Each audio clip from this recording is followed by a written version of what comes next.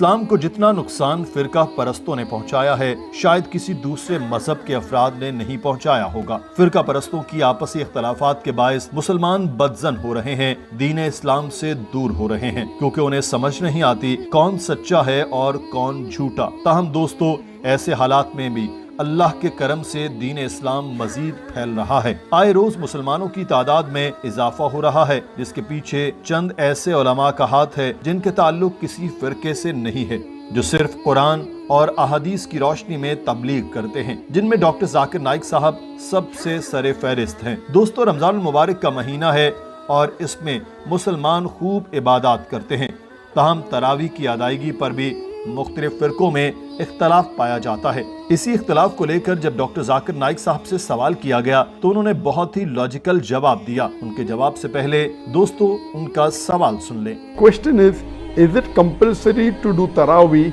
20 rakah? If not, why do they in Masjid al-Haram?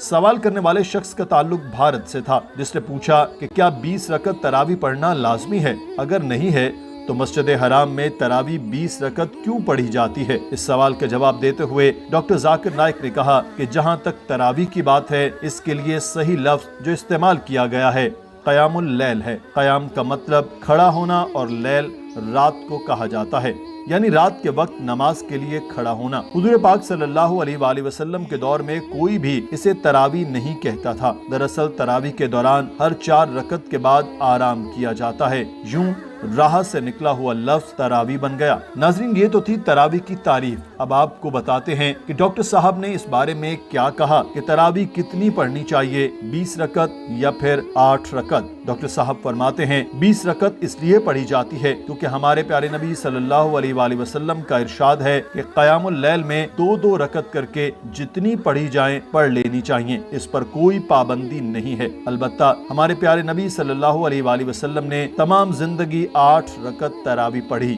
اس حوالے سے احادیث بھی موجود ہیں کہ حضور پاک صلی اللہ علیہ وآلہ وسلم نے 8 رکعت تراویح پڑھی ہیں، جس کے بعد 3 وتر بھی پڑھے جاتے ہیں، لیکن اس حوالے سے کوئی پابندی نہیں لگائی گئی کہ 8 رکعت ہی پڑھنی چاہیے۔ آپ صلی اللہ علیہ وآلہ وسلم نے واضح بتا دیا کہ جتنی پڑھ سکتے ہو اتنی پڑھ لو۔ ناظرین، ڈاکٹر ذاکر نائک نے فرمایا کہ حضرت عمر رضی اللہ تعالیٰ عنہ کے دور میں لوگ 20 رکعت تراویح پڑھتے تھے۔ آپ صلی اللہ علیہ وآلہ وسلم کے دور میں ایسے صحابہ بھی تھے جو 36 رکعت قیام اللیل کرتے تھے، جنہیں آج کی زبان میں تراویح کہا جاتا ہے۔ ناظرین، ڈاکٹر ذاکر نائک نے بتایا کہ کم از کم 8 رکعت تراویح پڑھنی چاہیے، تاہم اگر زیادہ پڑھ سکتے ہیں تو وہ زیادہ افضل ہے۔ ڈاکٹر ذاکر نائک نے کہا کہ چند مساجد میں گولی کی رفتار سے تراویح پڑھی جاتی ہے، جس سے بہتر ہے کم پڑھی جائیں اور تحمل سے پڑھی جائیں تو ثواب زیادہ ملے گا، کیونکہ اتنا تیز پڑھنے کا کوئی فائدہ نہیں ہے، کیونکہ تیز پڑھنے سے نہ کسی کو قرآن کی آیات سمجھ آئیں گی اور نہ ہی الفاظ